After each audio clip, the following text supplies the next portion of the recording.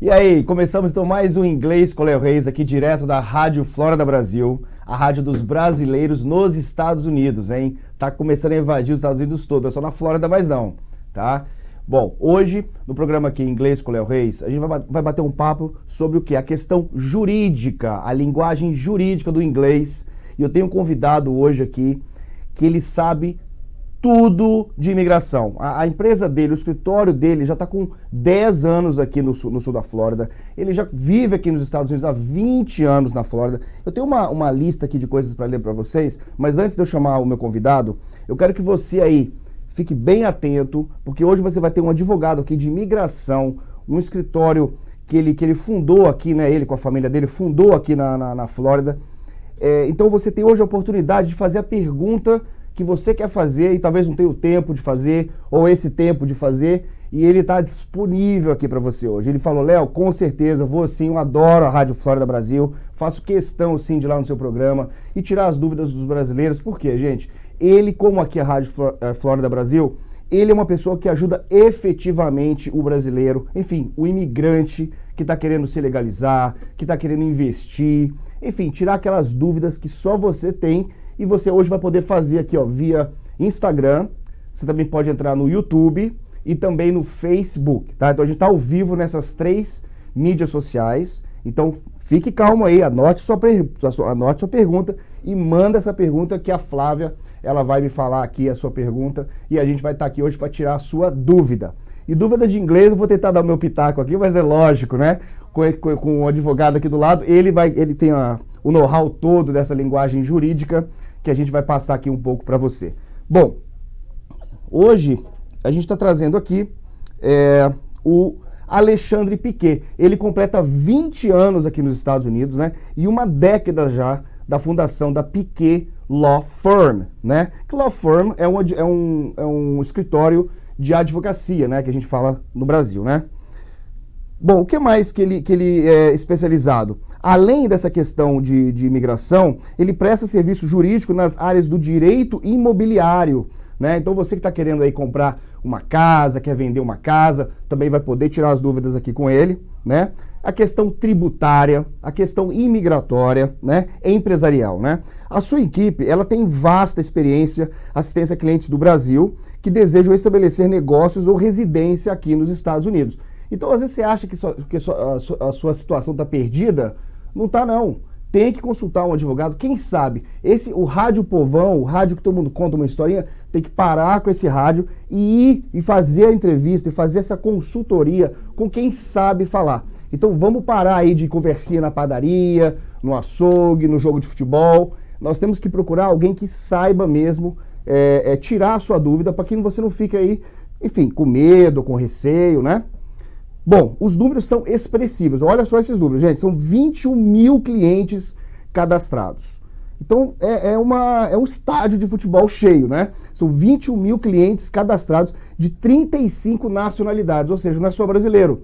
Você que fala espanhol, eu sei que eu estou falando português aqui, mas você que está em casa acompanhando, também eles atendem também outras nacionalidades, tá? São 1,3 bilhões em transações imobiliárias assessoradas, ou seja, é muito dinheiro, ou seja, o investimento passa pela law firm do Piquet, né, para que a coisa saia realmente limpa, nada de dar voltinha, nada de rolo, aqui é coisa séria. São 2.200 empresas implementadas e representadas, 14 premiações jurídicas nos Estados Unidos. Isso não é para pouco, né? 14 premiações nos Estados Unidos, então aí você vê que a coisa é séria. E 185 palestras e seminários realizados. Eu estou falando então do doutor Alexandre Piquet. Seja bem-vindo aqui ao Inglês com Léo Reis. Obrigado. Muito obrigado por ter vindo. Léo? Tudo jóia. Tudo bom? Have a seat, please. Thank you. Eu sei que você veio lá de baixo, né? Você mora lá embaixo? Lá em Miami. Lá em Miami. É. E como é que foi a viagem até aqui? Foi tranquilo. Você pega aí 95, não pode reclamar muito, não. Não veio, não? Veio tranquilo? Comparado com outras capitais, acho que Miami ainda está muito muito muito bom. mais tranquilo, né? Tá tranquilo. Bom, eu queria realmente agradecer muito também, em nome da Rádio Flórida Brasil, de você ter disposto o seu tempo a vir aqui falar com a comunidade brasileira, que está sempre com aquela dúvida, né? Você está falando aqui agora com a grande massa, né, de brasileiros. São mais de 300 mil brasileiros aqui na Flórida, tem esses dados? Sim, temos. De acordo, é engraçado que o censo, houve até um esforço agora do embaixador João Mendes para incentivar o brasileiro a participar do programa do censo, né? O que é o censo? É aquela medida, aquela pesquisa que o governo ele faz a cada tantos anos para ver diversas perguntas, mas principalmente de qual país você veio, qual etnia, etc. O brasileiro, historicamente, não está acostumado muito com esse sistema de pesquisa e, sobretudo, estando aqui nos Estados Unidos, tem receio de que isso vai implicar ou que vai vazar essa informação para alguma autoridade imigratória. Às vezes a pessoa está ainda em processo de mudar de visto, etc., e não participa do censo. O cara bate na porta lá e fala, não vou dar a informação minha. E isso é incorreto, ou seja, tem que participar do censo para que então fique registrado oficialmente que a comunidade brasileira ela é expressiva aqui no sul da Flórida e que a gente tenha força para pleitear modificações, mudanças, melhorias que são de interesse nosso, da comunidade. Até verbas, né, do governo? Lógico. Então, é importante, em primeiro lugar, para todo mundo que está escutando, que, de repente, venha um agente do censo americano, e agora, ou seja, com a pandemia, os prazos ficaram todos atrapalhados, mas o interesse do consulado brasileiro é incentivar a participação da comunidade brasileira no censo, no sentido de dar as informações necessárias para formar, então, esse corpo. Mas aí, voltando na sua pergunta, entre 300 e 400 mil, quer dizer, tem uma variação grande de 100 mil, porque tem muita gente que entrou aqui nos Estados Unidos ilegalmente, entrou pela fronteira. Então, essa pessoa ela não entrou, por exemplo, com visto de turista e de repente mudou o visto aqui, ou já veio com um visto específico de lá, um visto de trabalho, ou chegou aqui, mudou para um visto de trabalho. Essa pessoa entrou ilegalmente, então é difícil mensurar esse número. Mas o consulado brasileiro tem o número de renovações de passaporte. Certo. Ou seja, o brasileiro estando aqui legal ou ilegalmente, ele tem que renovar o seu passaporte, porque é o único documento que ele tem válido. Então, normalmente, os números do consulado são os mais próximos da realidade. E o consulado faz um grande serviço, né? Que são muitos brasileiros. Tem consulados que têm uma jurisdição menor, né? Sim. Mas o de Miami eu acho que é uma das maiores, né? É o segundo maior em movimento. O primeiro é Nova York.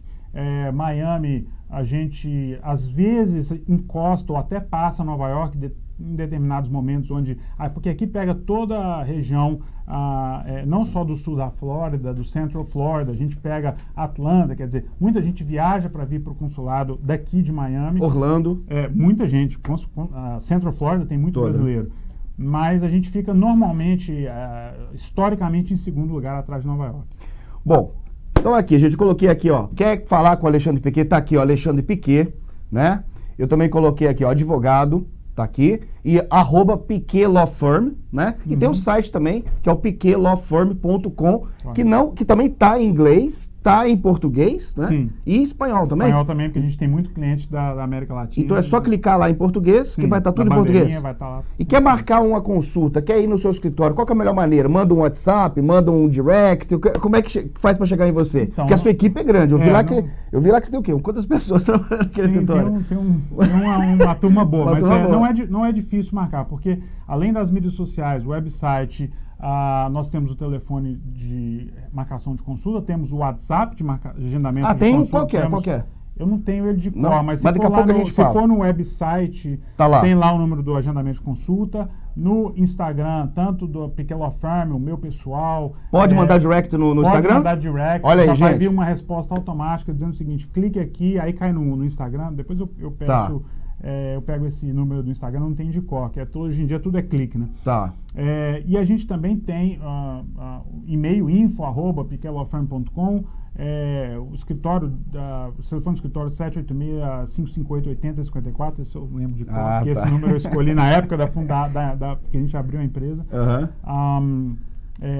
Enfim, as mídias sociais hoje são 14 canais, né, incluindo 4 páginas no Facebook, 3 Instagrams, LinkedIn, Twitter, quer dizer, Avo é um específico do mundo jurídico. Então Então, se juntar tudo, são 14 canais que convergem no nossa central de agendamento, e aí são feitos agendamentos. A gente não cobra a primeira consulta, é importante dizer isso, que eu vi você falando o negócio do dinheiro, que às vezes o pessoal não marca. Olha aí. A primeira consulta a gente não cobra, é feita uma filtragem, a gente tem um time lá que tem questionário com perguntas específicas. Alexandre, isso é ótimo. Então a gente faz uma pré-filtragem. Tira as dúvidas todas Tira, num primeiro momento, a gente pergunta, a gente é quase que uma entrevista para fazer uma pré-filtragem para saber o seguinte: se a pessoa pode qualificar para um dos 185 tipos de vistos. Nós estamos falando de imigração. Se for real estate, se é um contrato de aluguel, um contrato de compra e venda, se precisa de title, que a gente é title company, se precisa de fazer um quit claim deed, precisa fazer uma escrituração. Então, na pré-filtragem, primeiro, identifica-se qual é a área do escritório que vai ser direcionado. Aí, falando se for imigração, tem 185 tipos de vistos, 5 caminhos para o green card. Tem que fazer uma pré-filtragem, porque aí na hora que chega, por exemplo, o cliente vai falar com um advogado, ele já tem mais ou menos ali direcionado e tem a entrevista do cliente na mão. Então, é feito isso, essa pré-filtragem não é paga. Se passa pela pré-filtragem, a conversa com o advogado, a inicial, também não é cobrada, e aí a gente passa um orçamento com a proposta, entendeu? Olha, isso é raridade, porque vários escritórios aí que eu já acompanho, que eu já estou aqui nos Estados Unidos também, desde 94, é cobrado.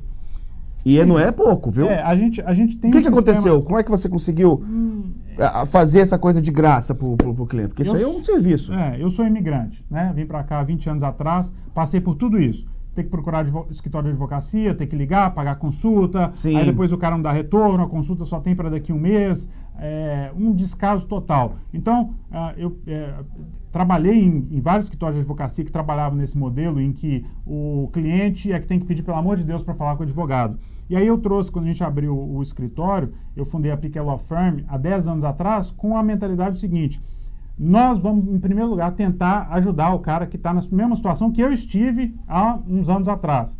E se a gente tiver alguma coisa para oferecer, ou alguma ajuda, ou tiver algum serviço para prestar, aí nós vamos passar o orçamento e aí nós vamos ser contratados ou não. Mas a gente tem uma verba destinada para esses serviços, não é nem o serviço gratuito, mas é o atendimento gratuito. Agora, em época de pandemia, eu contratei mais 20% de pessoal para poder ficar à disposição dos afetados pela crise, para responder, por exemplo, não estou conseguindo pagar minha hipoteca, o que eu faço? Vou no banco? Aí a gente falava, vai no banco, entrou no programa de forbearance ou deferment program dos bancos. Não consigo viajar porque os aeroportos estão fechados e meu visto está vencendo, o que eu faço? Olha, você pode estender. Quanto que é para estender? Ok, a gente passa o orçamento, mas a informação que tira aquela ansiedade, porque você está no meio da pandemia, no meio da crise, não pode pagar o aluguel, não pode pagar a hipoteca, e o visto está vencendo. Você precisa, não tem ninguém para te ajudar naquele momento, ou para falar o que você precisa fazer. A gente falou, vamos prestar esse serviço na comunidade como se a gente fosse um serviço prioritário, né? Aquele serviço essencial. Tipo bombeiro, tipo médico. First aid mesmo, né? Exato. Vamos ser os first responders, né? Tipo o 911. Vamos estar lá à disposição do pessoal. E isso volta, é o que eu falo, às vezes não volta em dinheiro imediatamente, mas isso volta. É uma boa energia que você está jogando ali. Exatamente. Isso volta E é uma atitude, Alexandre, muito nobre, né? Sua, de toda a sua equipe. É bem nobre, né? Esse tipo de atitude, não cobrar pela... Olha só, gente, você que está em casa, você pode ter uma consulta com um advogado desse calibre. Eu estava lendo os números aqui, é impressionante o número de transações, né, que vocês já fizeram, o número a carteira de clientes com que vocês já montaram, né? Premiações aqui nos Estados Unidos. Enfim, você está muito gabaritado. Já deu para comprar aquela lancha dos sonhos? Ainda não, mas eu tenho... É o que eu falo, barco é bom, é dos amigos, né? Barco e avião particular é bom dos amigos. Barco, avião, isso tudo é bom dos amigos. A gente usa, ajuda, eu falo assim, ajuda a limpar, não tem problema não. Não tem problema nenhum, né?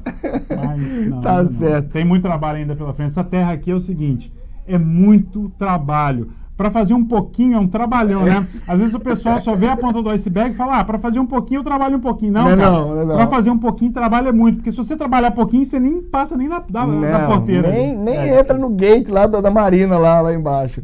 Vamos para a primeira tela então, o Diego, coloquei aqui a primeira tela. Nosso primeiro assunto é aquele assunto... Bom, primeiro eu vou falar de umas palavras em inglês aqui, que é incrível como o advogado é chamado aqui nos Estados Unidos, até na Inglaterra, né? Eu coloquei umas outras versões aqui. Attorney, né? Que também significa advogado, né, Alexandre? Lawyer, que é o mais comum, né? Que eu acho que o grande público está mais familiarizado com lawyer. Nós temos o solicitor, esse é mais usado na Inglaterra, né? O solicitor e o legal counsel também. Qual desses aqui que você prefere ser chamado? Para você? Tem algumas diferenciações técnicas aí. Opa, vamos lá. Então vamos lá. O cara que ele forma numa faculdade de direito, ele é lawyer. Tá. Ele tem um título em law. Tá. Né? Se você faz a prova do bar, que é a prova da OAB, e você tira a licença, você tem a licença para praticar a lei, você é um attorney at law, que a gente chama, ok? Tá. Diferentemente do attorney in fact, que é o procurador. Você pode ser o attorney in fact, por exemplo, de um amigo seu, você está lá assinando por ele um contrato de aluguel de uma casa. Você pode ser o procurador dele. Agora, para revisar esse documento, você tem que ser um attorney at law. Porque ele passou na OAB licenciado. Do Estado. Exato. Você tem essa licença para... Porque tem muitos advogados que têm licenças em outros estados, mas advogam aqui. Sim, aí é uma prática que chama UPL, Unauthorized Practice of Law. É uma felony, que é o equivalente, por exemplo, a você roubar um carro. É um crime. Então o cliente que vai buscar um advogado, ele tem que ficar muito atento para ver se a pessoa é advogada mesmo. Porque aí acaba no paralegal no final, a secretária que preenche o documento. Existe muito a figura do advogado, que ele é licenciado em outro estado ou em outro país, tem muito disso, e vem para cá na verdade, a empresa é uma empresa de consultoria ou até uma empresa de advocacia sediada em outro estado, mas aqui no estado da Flórida as regras são restritas e são específicas. Só pode prestar consultoria jurídica e dar aconselhamento legal no estado da Flórida quem tem a licença de para advogar no estado da Flórida. O que é isso? Tem que fazer o curso de Juris Doctor, que é o doutor em leis, e tem que passar na prova do Florida Bar. Não, é difícil? Leva tempo? Leva. Mas tem gente que gosta dos shortcuts, né, dos atalhos, e infelizmente acabam prejudicando a vida de muita gente. E acabam se dando mal rapidinho ali na frente. Bom, prejudica também quem vai quem investe o dinheiro. Quem investe o dinheiro ali para os vistos. Aí voltando ali, o solicitor. Na Inglaterra você tem dois tipos de advogados. Tem um que é o advogado que pode prestar, o que aqui nos Estados Unidos não tem essa diferenciação em termos de licença, porque você formou no direito, tirou a licença, você pode fazer transactional ou litigation. Transaction, o que é? É o burocracia administrativa, papelada, imigração, preencher formulário, fazer um closing, abrir empresa. Isso é o que a gente chama de transactional. Você não envolve a corte, não envolve litígio. O outro é o litigation, que aí envolve você entrar com ação, defender o cliente da outra ação, etc. Aqui no estado da Flórida, nos Estados Unidos em geral, 50 estados, você não tem essa diferenciação de licença. Na Inglaterra, você tem o barrister, que não está ali, que ainda tem, que é o barrister, e tem o solicitor. Aí, eu não lembro qual que é qual, mas um pode fazer só essa parte transacional e o outro pode ir para a corte. Olha isso. Todos os dois, assim como aqui nos Estados Unidos também, utilizam o sufixo ESQ, que é de Esquire. Esquire, a gente, quando assina, por exemplo, eu coloco lá Alexandre Piquet, vírgula, ESQ. ESQ. E abreviação de Esquire, na Inglaterra também. O Esquire é o antigo escudeiro, entendeu? Por quê? Porque, teoricamente, o advogado ele é o escudeiro daquele cliente que ele representa. Tanto que aquela frase famosa de Shakespeare, lá na peça, que fala assim, primeiro matem os advogados, né? Que eles estavam planejando overthrow the power, né? Tomar o poder, e aí eles falam, primeiro vão matar os advogados. Não quer dizer que porque advogado é tudo... Não, sacana, e vão matar esses pés das unhas aí, não é isso. É porque o advogado é a primeira linha de defesa dos que estão para serem atacados. Então, primeiro mata os que poderiam defender aqueles que a gente procura atacar. Tá certo. E aí você tem o legal counsel, que na verdade é qualquer advogado licenciado que esteja prestando serviço jurídico ou te dando aconselhamento jurídico. Mas aí é uma forma de falar o seguinte: você tem um legal counsel para esse assunto que você está fazendo, você tem um legal counsel para esse contrato, quer dizer o seguinte, você tem um aconselhador jurídico para isso, e subentende que aí pode ser um lawyer, um solicitor, mas é um aconselhador jurídico licenciado para tal. Olha aí, que explicação completa, que gentileza aqui do Alexandre Piquet, que veio aqui dar essa canja pra gente, e agora a gente vai começar, quero ver as perguntas, até agora não chegou pergunta nenhuma ainda, Flávia? Tem dúvida já aqui. Tem dúvida? Então, peraí, a gente vai por temas, pra gente ficar bem alocado aqui, pra gente não perder muito o ritmo aqui, tá, Alexandre? Tá bom. Vamos lá, então. Vamos para a próxima lousa, então. Law firm. Law firm, como eu havia dito no início, né, é um escritório de advocacia? A gente pode traduzir assim? Sim, é uma firma de advocacia. É engraçado que na pronúncia, né, muita gente, né, principalmente brasileiro, tem dificuldade de falar law. Porque é como se fosse law de loló, de lógico, L-O com acento, law. E muita gente chega e fala assim, law. Law, o brasileiro Law, fala né? law. Ou então low. Low é baixo, law é uma palavra em chinês, é law, ok? Exato. E firm é como se fosse assim, Fernando do interior, firm. Firmeza. Exato, porque tem muita gente que fala assim, firme, e não é firme, ou então farm, que é fazenda. Então, e aí muda tudo. A gente brinca lá no escritório quando de repente fala, e aí, se esse trabalho hoje vai ser law farm, tipo a fazenda do chinês Lau, entendeu? É verdade. É law firm. Law firm. Que é a firma de advocacia. É isso aí. Então a gente tem aqui a letra A, que é com W, que ele acaba virando O, né? Então fica law. Então não fica lau. Mas realmente o brasileiro ele acha que o W é U, né? Então é mais uma dica de inglês aqui. Bom, a próxima tela então, Diego. A gente vai falar então sobre immigration. Esse é o tópico que todo brasileiro que está aqui, que somos todos, né, imigrantes, né? A gente saiu do país, estamos no outro país, vivendo. Até os caras que fundaram o país foram imigrantes. Todo mundo aqui é imigrante. Todo mundo. América toda, né? Todo mundo. Os caras que o Alexander Hamilton lá, que ajudou a escrever a Carta Magna, primeiro esboço da Constituição, o cara veio lá do mundo velho, ele era imigrante. Todo imigrante. Então, immigration é um tópico que sempre mexe, porque, como você já disse, né, Alexandre? As pessoas aqui é um país formado de imigrantes, né? E você que está aí assistindo a gente também é um imigrante. Então eu queria que você explanasse um pouquinho do que você sabe sobre a imigração, o que você vê da imigração hoje, e o que é immigration para você? Então, vamos falar assim, a imigração é a base do país. Sinceramente, esse país aqui, você consegue definir o país em duas palavras, é imigração e capitalismo, e negócio. Assim, não tem outra palavra que define melhor. Lógico que aí você entra em liberdade, igualdade, etc., mas a imigração, porque isso aqui foi formado por imigrantes. Os únicos caras que não são imigrantes aqui são os Native Americans, que são os índios. Os índios. That's it. São os Cherokees. Que acabaram matando vários, né? Vários. Que foram dizimados pelos imigrantes que vieram aqui. Mas, enfim, a outra lado da imigração hoje é um business, é um negócio. Virou, como você disse, né? Virou um negócio que atrai muita gente séria, tem excelentes profissionais, tem caras assim que já escreveram livros e hoje a gente tem um manual que a gente usa de termos e decisões jurídicas do Ira Kurzban, que é só advogado que usa, uma bíblia desse tamanho. Eu tive o prazer de conhecer o Ira na época da faculdade. Então você tem gênios do direito que dedicaram a vida deles para a imigração. Mas também, infelizmente, você tem o cara que formou lá no país dele, veio para cá, abre uma LLC de consultoria e sai vendendo serviço jurídico falando que é advogado. Então, você atrai de tudo porque é um negócio que é fácil você achar alguém que vai falar o que você quer escutar. E, na verdade, você tem que procurar alguém que vai falar o que você precisa escutar. E que vai resolver efetivamente, né? Às vezes não resolve, às vezes não tem solução. Às vezes o cara vai te falar, vai ser uma realidade difícil, falar, olha, o seu caso não tem solução, você tem que voltar para o seu país, ou então, se você ficar, os riscos são esse, esse e esse.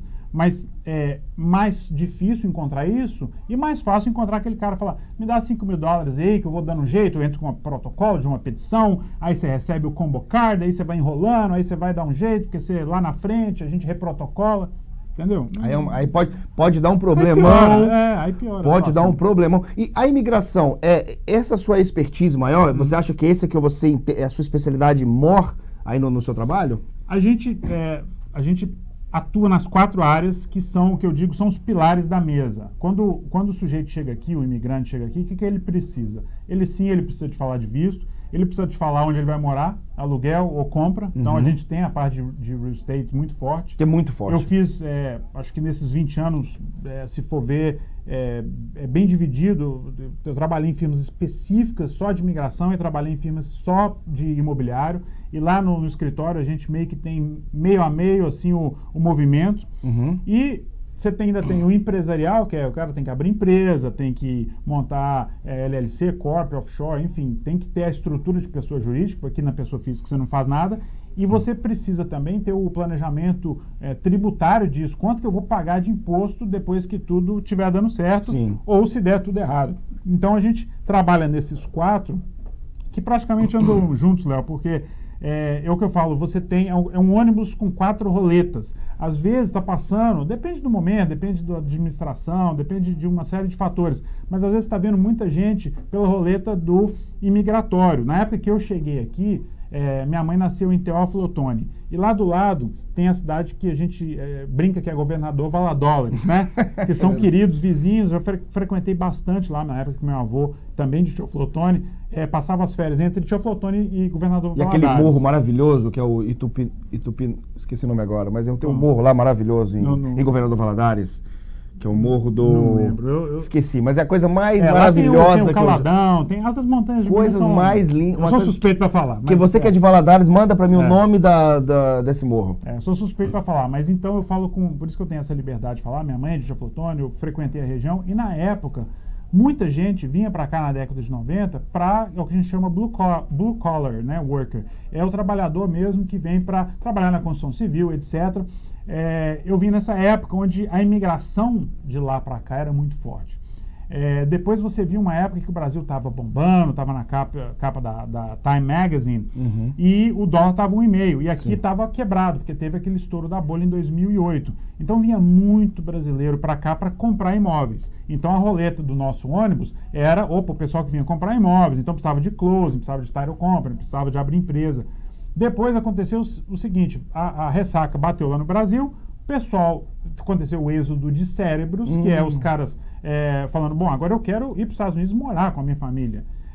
E isso fez com que muita gente aplicasse naqueles processos de habilidade extraordinária, etc. De novo, é a roleta da imigração entrando, mas aí já uma imigração diferente da época que eu vim, da época dos anos 90, que o cara vinha para fazer a vida aqui, e agora ele já veio meio que com a vida feita lá, já teve sucesso na sua profissão, na sua arte, na sua indústria lá, e aí veio para cá e os Estados Unidos abre as portas e recebe de mãos abertas quem tem esse tipo de habilidade extraordinária, habilidade excepcional. Tem o EB1, EB2, National Interest Waiver, virou jargão comum entre os brasileiros que já tinham tido sucesso no seu país, no caso do Brasil, lá no seu negócio, e estavam entrando aqui para os Estados Unidos pedindo este benefício. Então isso aconteceu, foi mais recentemente. Então tem variações. Se o dólar está muito alto, a gente vê empresário que quer vir abrir empresa para exportar o seu produto ou serviço para cá,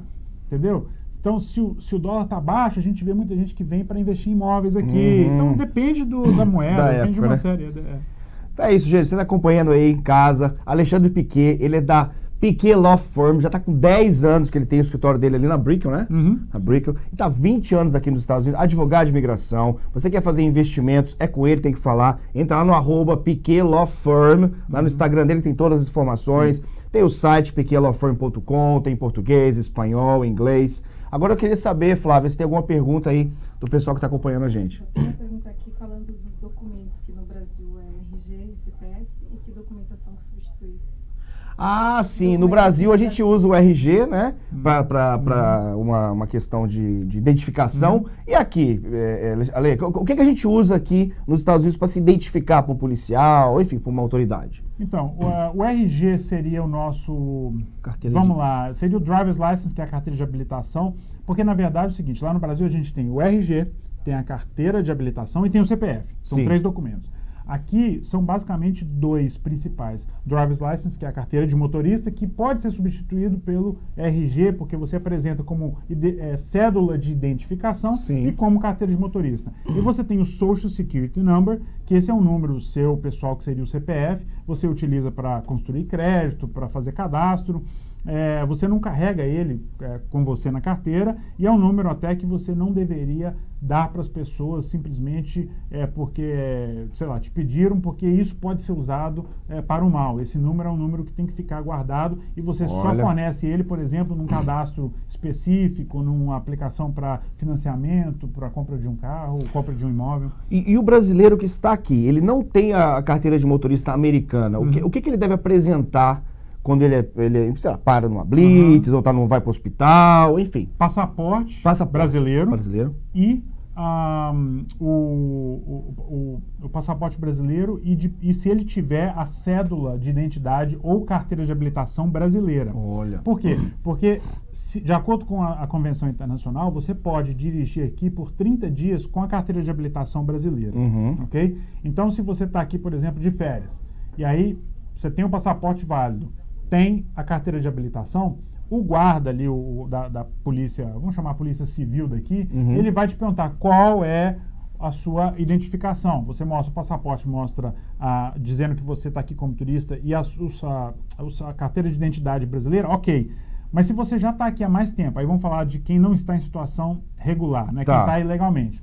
Complica um pouco, porque você tem a carteira de habilitação da Flórida, que ela só é válida pelo tempo de permanência que você tem do visto. Então, você chega aqui com visto de turista, você pega 6 meses, você pode tirar uma carteira de habilitação da Flórida, que vai ser válida por 6 meses. Passado isso, você não consegue renovar essa carteira de habilitação se não tiver uma extensão de visto, se não tiver um outro visto. Olha aí. Então, se você for parado pela polícia, e a polícia te perguntar, me dá a sua carteira de habilitação, e a sua carteira de habilitação estiver vencida, automaticamente, isso mudou de uns 15 anos para cá, a Polícia Civil de Trânsito, ela tem por norma ou por orientação, não é toda vez que eles fazem isso, perguntar, então me apresenta o seu documento imigratório. E se você não produz essa documentação, eles chamam o ICE, que é o Immigration and Customs Enforcement, que é a polícia da imigração, para então te apreender e de repente até te levar para um centro de detenção tipo o da Sempo ou Chrome Avenue. Aí já dá um problemão. Agora, o que a gente vê aqui, né, como a gente mora aqui há muitos anos, a gente sabe que muitos brasileiros que estão aqui, depois que expirou lá o tempo deles, o I-94, ou estão aqui legalmente, eles acabam indo para Califórnia, tiram uma driver's license, né, uma carteira de motorista na Califórnia, em Maryland, parece que são estados que aceitam, né, que imigrantes ilegais façam essa petição, né, tira a carteira de habilitação sem o documento imigratório estar em dia. E aí ele vem para a Flórida, por exemplo, e apresenta uma carteira Califórnia. Até que ponto que isso pode ser um problema futuro, Alexandre? Vale a mesma regra. Se você é de outro estado e você está aqui de passeio, você tem 30 dias para utilizar aquela carteira e voltar para o seu estado. Se você não está a passeio e fala, mas eu estou morando aqui agora, mas minha carteira é de fora, eles podem te dar um prazo para então você atualizar essa carteira para o endereço da Flórida, depois de 30 dias. Nessa atualização você pode ter dificuldade porque não está com o I-94 em dia. Então é isso aí, mais uma dica. Se a polícia para e identifica que aquela carteira é de outro estado, essa carteira pode já estar comprometida então, se for parado novamente, digamos assim. Ou não é tanto assim? Porque como é que... primeiro começa assim, a carteira ela é válida. Então, se a carteira é válida e o policial te para e você está com a carteira de outro estado, ele não vai te perguntar há quanto tempo você está aqui. Em teoria, ele deveria perguntar, mas corriqueiramente não. Ele vai te dar a multa e vai te deixar aí. Se você não tem a carteira, ele pode até marcar um dia na corte para você produzir essa carteira na corte. Porque tem uma coisa interessante aqui nos Estados Unidos. O policial, ele não te para. Não existe blitz. Você já viu blitz aqui? Não tem blitz. Não tem blitz. Não tem blitz aqui. Por quê? Porque constitucionalmente eles são proibidos de parar, fazer o que chama de profiling. Você não pode parar um e não parar outro. No Brasil, sabe aquela coisa tipo, para 3 carros, deixa 2 irem. Não pode. Isso aqui é inconstitucional. Então, se fosse fazer uma blitz, tinha que parar 95, a I-95 inteira e parar 150 mil carros que passam lá por hora. Ok? Então, não existe blitz. O que existe é um negócio que chama reasonable cause. O que é isso? Se o policial ele tem razão, ele tem uma causa razoável para te parar, cruzou uma infração de trânsito, cruzou o sinal vermelho, ele viu sair uma fumaça lá da sua janela, que de repente pode ser uma fumaça de uma substância entorpecente ou uma droga. Se ele tiver motivo para te parar e procurar o seu carro, aí ele vai te parar. Mas normalmente só acontece quando você faz, cruzou um sinal vermelho, entendeu? Você fez uma infração. Certo. Pode ser uma infração leve, moving violation, que a gente chama, né? Aí o policial vai falar assim, pô, você estava acima do limite, aí ele vai pedir para você produzir a documentação e normalmente vai te aplicar aquela penalidade, vai te dar a multa, que você tem 3 opções: pagar, brigar ou se apresentar na corte, etc. E é isso, 90% dos casos é isso que vai acontecer. Agora, se você comete a infração, moving violation, infração de trânsito, o guarda te pede para produzir a documentação, você não tem a carteira de habilitação válida, né? Mesmo que seja de outro estado, está expirada, ele tem ele pode partir da premissa que você não tem a carteira de habilitação válida porque a sua documentação imigratória não está em dia. E aí ele linka as duas coisas. Antigamente não tinha isso. Primeiro você chegava aqui com visto de turista e tirava a carteira de habilitação por 3 anos. Certo. Válida por 3 anos. Depois do 9/11, quando teve o problema lá dos terroristas, etc., eles falaram, chega, o cara chegou aqui, ele só vai ter carteira de habilitação pelo prazo do visto dele. Olha aí, gente, mais uma explicação fantástica aqui do Alexandre Piquet. Ele está tirando aí a sua dúvida imigratória, de investimento, compra de imóveis, né? Então aproveita que ele está aqui à disposição e depois vai ter que ir lá baixar lá na Brickell para conversar com ele, né? Bom, qual que é a próxima? A gente pode fazer por video call. Video call, então ótimo. Aí, tá vendo? Até isso ele aceita, gente, é incrível. Diego, próxima tela, vamos ver. Esse é um tema muito interessante, é o tal do legal illegal. Então vocês viram que aqui o legal até para igual o português, né? Legal, mas não é legal de tudo bem não, viu? É legal de estar dentro da lei, né? Sim. E esse illegal, você vê que tem 2 L's também, né? O illegal ele é um pouco diferente do português. No português eu faço ilegal, né? Mas aqui no inglês a gente fala illegal. Então vamos lá, aquela pergunta, qual que é a diferença da pessoa que está aqui legalmente e que ela está aqui ilegalmente? Uma explicação rápida aí pra gente, Alexandre. Vamos lá, legalmente é quem tem a autorização de permanência aqui. Então é o famoso I-94, tá? Tem outros casos que não existe 94. Então, por exemplo, você chega com visto B1, B2, que é negócios e turismo aqui nos Estados Unidos. Eles vão te dar 6 meses. Um I-94, que hoje é eletrônico, antigamente era aquele papelzinho, que vai te dar 6 meses para ficar aqui. Se você chega com ESTA, que é por exemplo, você tem o passaporte italiano, você não tem visto, né? Você tem um visa waiver, você não precisa do visto, porque o visto foi isentado. Eles vão te dar uma permanência para ficar aqui 90 dias. Também você está aqui legalmente. Tá. Até aí tudo bem. O ilegal, ele se bifurca em 2 categorias. Você está aqui legalmente se você for o fora de status ou o ilegal. O que é o fora de status? Fora de status é o seguinte, você veio e entrou com inspeção, visto de turista, qualquer visto que você entrou aqui, estudante, e aí deixou vencer. Acabou os 6 meses de turista, se você ficou, acabou o seu curso que você estava estudando, o F1, você ficou, acabou o seu visto de trabalho, a empresa te demitiu, você ficou, você deixou expirar a sua permanência, você passa a estar aqui ilegalmente, porém você não está o que a gente chama de ilegal no sentido de imigratório da palavra. Por quê? Aí vem a segunda categoria, o ilegal. Ele entrou sem a inspeção aqui nos Estados Unidos. O que é entrar sem inspeção? A gente chama de EWI, E-W-I, Entry Without Inspection. Você entrou pela fronteira, entrou nadando, entrou cruzando o rio, debaixo da ponte, passou pelo Texas, Coyote, aqueles casos de horror. Você entrou, sem nenhum registro. E aí quando você está aqui ilegalmente, ilegal, você não consegue se legalizar por processo nenhum, nem casamento com cidadão americano. Quando você está aqui ilegalmente, porém, por estar fora de status, talvez exista um caminho para reverter isso. Em 2001, a gente teve a lei, que chamou a Lei da Anistia 245I, que perdoou quem estava ilegalmente fora de status. Menos os ilegais. Tá. Estados Unidos hoje tem 12 milhões de pessoas que estão aqui ilegalmente. Metade está ilegal e metade está fora de status. Tá, mas desses 2 tipos de ilegais, se por exemplo, a polícia imigratória do ICE prende uma pessoa que veio pelo México... O tratamento é igual. Prende aquela fora de status, provavelmente os dois vão ser deportados. Vão para o centro de detenção. E de lá? Aí vem a diferença.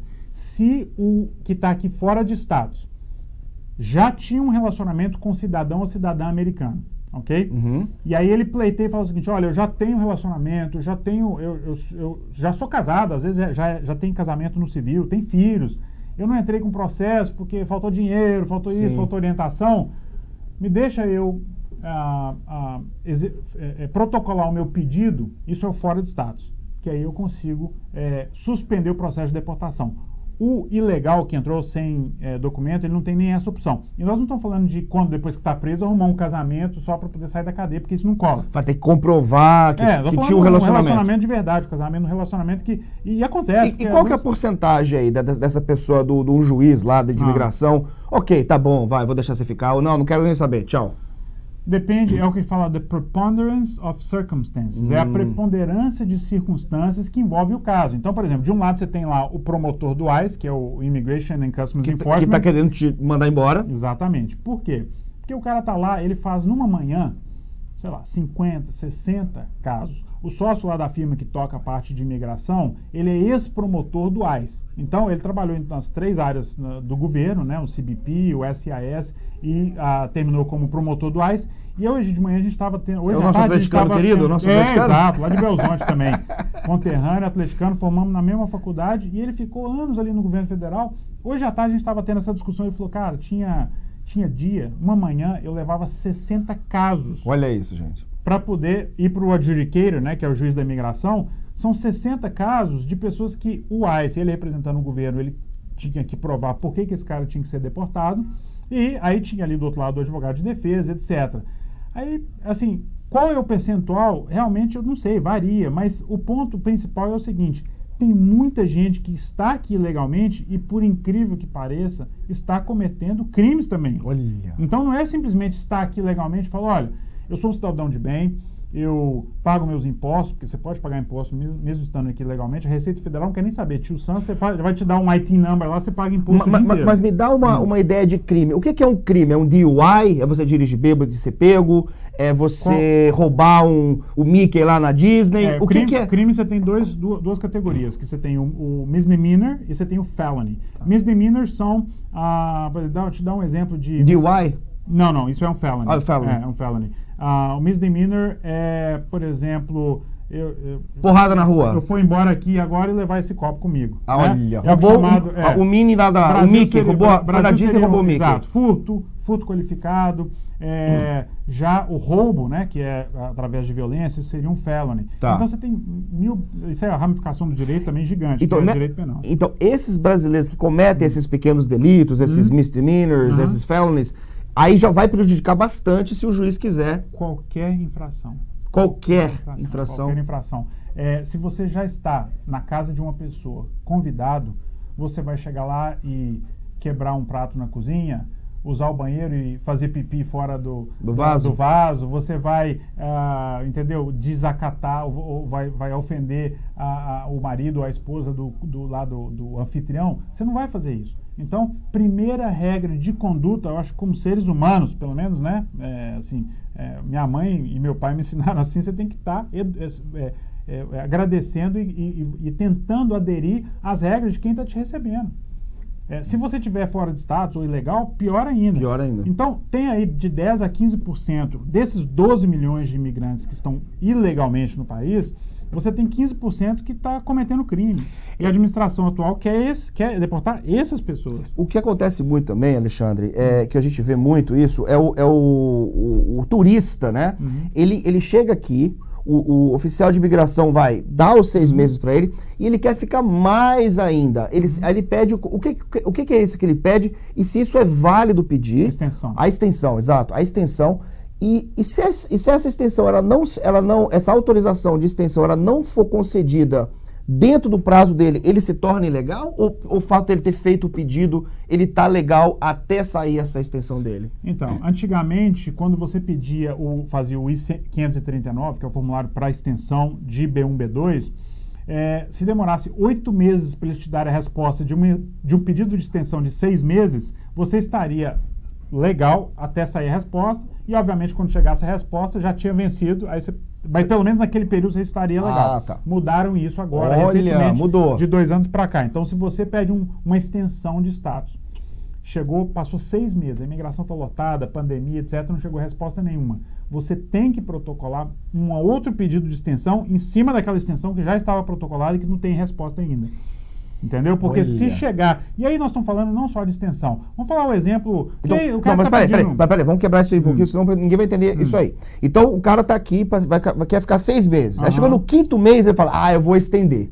Não vai chegar a extensão em 1 mês. Não vai. Correto? Sim. Então, ele tem que pedir uma extensão da extensão que ele pediu? Não. Ele, no 5º mês, ele pede uma extensão por mais 6 meses. Aí não chegou. Está vencendo em julho. Está vencendo... Vamos colocar que ele chegou 1º de janeiro. Vai vencer 1º de julho. Isso. Chega em junho, ele pede uma extensão de mais 6 meses. Correto. Até 1º de janeiro do outro ano. Correto. Passou esses 6 meses, essa resposta não chegou. Aí, quando chega em 1º de janeiro... Ele, mesmo não tendo chegado a essa resposta, o que antigamente era chamado de pending status, ou seja, ele estava em status pendente, aguardando uma resposta de imigração, então, portanto, legalmente no país, ele perde esse benefício, ele tem que entrar com outro protocolo antes de 1º de janeiro de, vamos colocar, 2021, para dar mais 6 meses para ele, sendo que a resposta do período anterior não chegou ainda. Olha isso. Então, assim, mas isso aí é o cara que está querendo, vamos supor, de repente, quem que fica de turismo 1 ano e meio? Nem o Silvio Santos fica. Exato. Então, isso aí é quem está querendo ganhar tempo. Nem o Alexandre Piquet fica de férias 6 meses. Ninguém pode ficar esse tempo todo de férias. O oficial da imigração já olha e fala, tá? E realmente você tem que apresentar recibo de viagem, você tem que apresentar recibo de restaurante, para mostrar realmente... Já tivemos casos da pessoa que literalmente tirou um ano sabático e queria ficar aqui. Sim, isso existe. Ok, isso existe. mas é raro. O oficial da imigração vai olhar e falar assim, tá querendo ganhar tempo. Mas vamos falar de um caso mais comum ainda. Estudante, F1. Estudante. O cara tá aqui de B1, B2, aí ele vai entrar com pedido de B1, estudante. B2, só para clarificar, turismo. É o business turismo e aqui é o visto de turista, que o pessoal conhece, né? É o todo B1, mundo tem B2. lá no passaporte. Tá. Aí ele vai na escola lá de inglês, né? E vai pleitear o F1. Pega o formulário I-20, vai dar entrada no pedido de mudança de status do F1. O que acontecia antigamente? Você que está querendo estudar inglês, vai ter que falar com ele para transferir para minha escola, viu? Que está de B1, B2, quem vai fazer meus processos? Antigamente? Você protocolava o pedido de alteração de status, change of status, COS, né? Mudança de status, de B1, B2 para F1, com o seu formulário I-20, e aí você esperava esse prazo até sair a resposta, ok? Normalmente, essa resposta podia demorar aí 3, 4 meses, às vezes demorava 6, às vezes demorava 8 meses, você já tinha expirado o seu prazo de B1, B2, a sua permanência de turismo, como turista. Mas não tinha problema nenhum, porque já tinha protocolado um pedido para mudança para F1. Certo. Hoje, se você tem um prazo seu de B1, B2 vencendo, sei lá, daqui 1 mês, aí eu vou lá na escola, peço o B1, o I-20 para entrar com o pedido do F1. Eu entro com esse pedido do F1, eu tenho que, junto com esse pedido, também entrar com o I-539, que é o pedido de extensão do meu B1, B2, enquanto eu espero o pedido de mudança de status para F1. Mas eu já posso matricular o aluno na escola? Só pode matricular, mas inclusive... Ele tem que estudar? Não, é o contrário. Você tem que matricular, porque a prova da matrícula vai junto com a documentação, mas ele só pode começar a estudar depois que vier a aprovação. Só que nesse período de espera, vamos supor que a imigração demore 1 ano para dar aprovação da mudança de status, ele tem que estar entrando com pedidos de extensão de B1, B2 sucessivas até sair a aprovação dele. Mas ele não precisa de frequentar a escola? Não.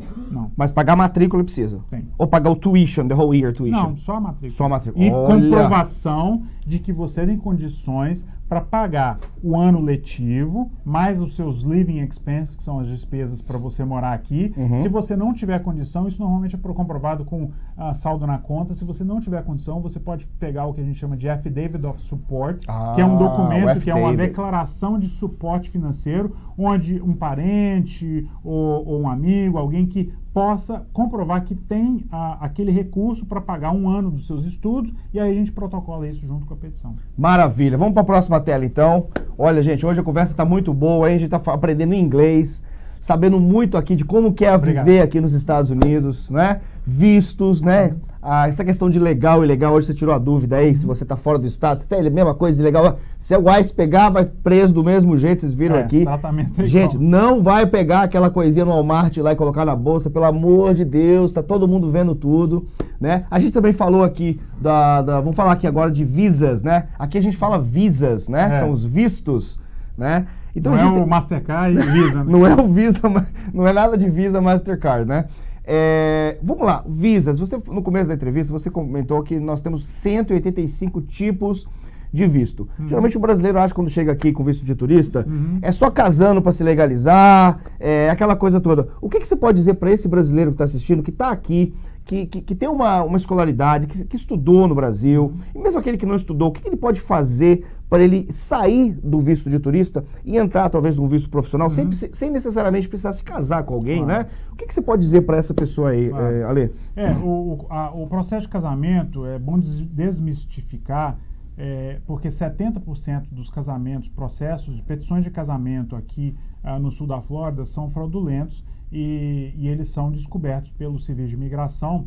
O imigrante que estava pleiteando aquele benefício, ele vai para o centro de detenção e a gente escuta a história de sucesso dos 30% que passaram batido e que contam, né, igual você falou no rádio, como é que você falou? Rádio Povão, Rádio Peão. Que fala, deu certo, foi fácil e tal. Os outros 70%, a família está lá no escritório chorando e o cara está preso. Então, não vale a pena, porque casamento, assim, por sentimento já é complicado, ainda mais por green card, então não vale a pena, ok? Mas social distance até da wife, né? Não é só... eu acho o seguinte, tem que ser verdadeiro, aí vale a pena fazer o processo. É arriscado, então. Rápido. É arriscado. Mas você não é que é arriscado, é um crime. Você não deve casar por papel. É simples assim. Você não deve pagar uma pessoa para casar com você pelo benefício migratório, que você tá cometendo o quê? Uma felony, né? A gente falou sobre isso. Então não deve fazer. Se for de verdade, pode fazer, porque é um processo maravilhoso. Agora, mas a maioria dos brasileiros acha que essa é a saída, né? Essa é uma das 185. Aí, olha, tem mais, gente. Escuta aí.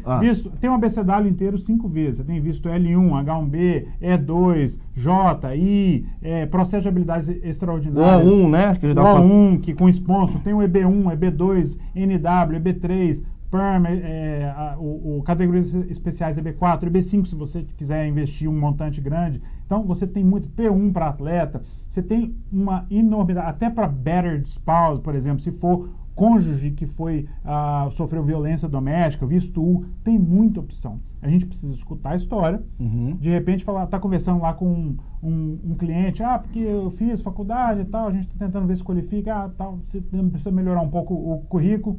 Aí ele, que pena, minha esposa vai ficar chateada porque ela queria competir aqui. Competir o quê? Não, ela é 3 vezes campeã mundial de karatê. Fala, peraí, vamos conversar com a sua esposa? Estou conversando com a pessoa errada, entendeu? Olha. Então acontece muito isso, que de repente dentro da família você tem que a gente chama uma âncora para que você então coloque a família como dependente de um P1, de um A1. O A1 é o visto por habilidade especial com sponsor, com uma empresa brasileira. Então a gente já fez muito A1 para lutador. Começa com por exemplo, um nível... a pessoa vem lutar jiu-jitsu aqui, não tem prêmios, não tem nada, está começando. Se tem uma agência que está patrocinando essa viagem, ou que está patrocinando essa vinda aqui, é o visto P1, vem, faz participa das competições e volta. Tem uma atleta olímpica ali do outro lado, né, no outro programa agora, dando entrevista. A gente já fez para vários atletas olímpicos. Depois tem o O1, que aí você tem uma agência patrocinadora em cima para que a pessoa já tem mais feitos, já tem mais atribuições. E aí, sem patrocínio, quando eu digo patrocínio, não é patrocínio esportivo, o patrocínio é uma empresa que está peticionando por você aqui nos Estados Unidos. A gente pode fazer um processo que é o EB1 ou o EB2, se você tem habilidades extraordinárias ou habilidades excepcionais comprovadas, que são 7 ou 10 itens, dependendo do processo. Você precisa comprovar 3, tipo matéria publicada ou associação em entidades do seu setor, mais de 10 anos de experiência de trabalho, cartas de recomendação, são muito utilizadas. Você tem formas de comprovar para a imigração de que você vai ser um interesse, que você é de interesse nacional. Esse aqui é o grande pulo do gato, National Interest Waiver, você é de interesse nacional. Olha que maravilha. Então você que está aí, está com o seu visto EB1, B2, está com o seu visto de F1, né? E acha que tem que se casar ou tem que ir embora do país, olha, vai lá, conversa com o Alexandre, já falou que não vai cobrar a sua consulta, né, Alexandre? Correto. E lá ele vai falar, olha, você pode se encaixar nisso. Fala que é amigo do Léo, a gente manda a conta para ele. Dá conta pra ele, é ótimo. Aí eu pago em 10 vezes sem juros. Olha aí, gente, é isso que eu falo. Conversando com quem sabe, você vai chegar aí ao famoso, a sua independência financeira aqui nos Estados Unidos, sem ficar com medo, né, de conversar com o advogado. Tá aqui, ó, brasileiro, advogado de imigração, tá com o escritório há 10 anos, Brickell, ou seja, um sucesso tremendo. Você que não assistiu essa live aqui do começo, volta lá no começo, você vai ver tudo que eu li sobre a law firm dele, que é a Piquet Law Firm, né? Eu vejo vários artistas também, né? Você já fez várias coisas com vários artistas, inclusive amigos em comum. Então, assim, é uma pessoa que tem referências mil. Inclusive conheço o pai dele também, é uma pessoa também incrível, seu Luiz Piquet, um grande beijo. Realmente seu pai é uma pessoa iluminada, Sim. sabe muito. O que começou tudo, ele que lá na década de 90 falou, vamos comprar uma casa lá em Miami, lá em Kendall. Eu falei, pra quê, pai? Ele falava, vamos lá, porque de repente, sei lá, vocês começam a passar férias lá, e vocês gostam do negócio. Aí eu falei, pô, lá em Kendall, lá na 164, em condomínio, não tinha nada, só tinha plantação de morango. Olha. Falou, vamos comprar uma casa aqui, porque um dia vocês vão usar. E aí foi por conta disso que acabou que veio todo mundo. Eu tava... tinha me formado em Direito no Brasil, falei, vou lá, já tem um lugar para ficar mesmo, e aí uma coisa foi puxando a outra, depois veio meu irmão, depois veio a família toda, estamos todos aqui. Luiz Piquet, obrigado mais uma vez por ter me apresentado essa peça aqui, que sabe muito, bem que você falou, e eu vou te apresentar pro meu filho, ele sabe tudo, Léo, e é verdade. Bom, a próxima tela, eu queria ver então deixa eu ver o que tem na próxima tela. Deportation, a gente já falou, né, de deportação. Então é isso, gente, se tem problema lá, pode também, né, entrar em contato com você. Sim, você a tenta... gente tem uma parceira que faz só a parte de deportação. A gente não faz, eu já fiz em algum momento da carreira, não faço mais que é Deportation Procedures, que é um outro ramo do direito imigratório que demanda 100% de atenção também, que é ir lá no centro de detenção. Já visitei centro de detenção, imigrante detido várias vezes, mas é um ramo específico. Então a gente tem hoje uma parceria com um escritório que só faz isso. Então é isso aí. Se tem algum problema na família aí, com um amigo, também entre em contato aqui com o Alexandre Piquet. Próxima tela, nós já falamos de deportação. O Maurício Moraes Oliveira. Maurício Não, Moraes. pedindo contato, fala que você vai passar no final. Claro que eu vou passar o contato. Rights, né? O imigrante, ele tá aqui ilegalmente, ele tem direitos? Isso é uma discussão. Pro próximo. Pro próximo que a gente não vai ter tempo. Vamos dizer, estar aqui não é um direito, é um benefício. Então é isso aí. Depois a gente vai chamar ele aqui de novo. A próxima, Obama-Trump também, eu acho que não vai dar tempo da gente falar. Você acha que o Trump... O Trump...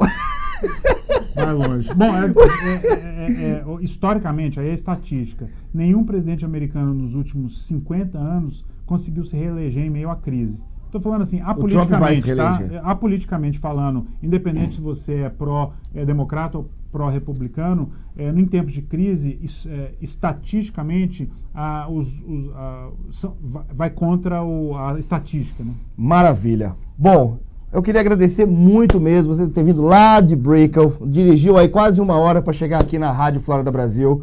A rádio que fica aqui em Fort Lauderdale, também como uma cidade, uma delícia essa cidade. Sim, nós né? temos inclusive o programa diário aqui, que a gente grava as respostas, não é ao vivo, mas fique por dentro da lei e a gente responde as perguntas dos ouvintes 3 vezes, são 2 vezes diariamente, às vezes quando a gente faz ao vivo, aí tem essa 3ª sessão extraordinária. Então, pessoal da rádio é querido, eu queria agradecer você pelo convite, foi um prazer, venho sempre que precisar, acho que é um serviço à comunidade que a gente está prestando, e principalmente você nessa sua jornada aí de ensinar inglês, isso é uma coisa, vou te falar, gente, talvez tão importante quanto ter o status imigratório, saber falar a língua. Porque não importa se você tem sotaque todo todo mundo tem, o texano tem sotaque. Exato. O sotaque quer dizer, sabe o quê? Que você está falando na língua daquela pessoa por opção sua, porque você tem uma outra língua no seu background, que na melhor das hipóteses, que ele queira então se comunicar na sua língua, se ele quiser ou se ele puder. Então o sotaque não é motivo para você ter vergonha ou nenhum demérito, mas saiba o vocabulário e saiba se comunicar de forma correta. Luiz, muito obrigado mesmo. Opa, quê? Luiz Piquet entrou aqui, deu parabéns para vocês dois. Ei, grande Luiz! Bom, Alexandre, muito obrigado mais uma vez, então. Gente, olha aí, o presente da Rádio Flórida Brasil para você tá aqui em loco, presente aqui, Alexandre Piquet. Vá lá, conheça lá o escritório dele para você ver como é a estrutura que ele tem. As pessoas, você é sempre bem atendido lá. Eu estive lá já 2 vezes no escritório dele, sempre bem atendido. Então, faça a sua pergunta. E agora a gente vai ter que terminar porque o Diego está mandando falar tchau. Tchau, gente.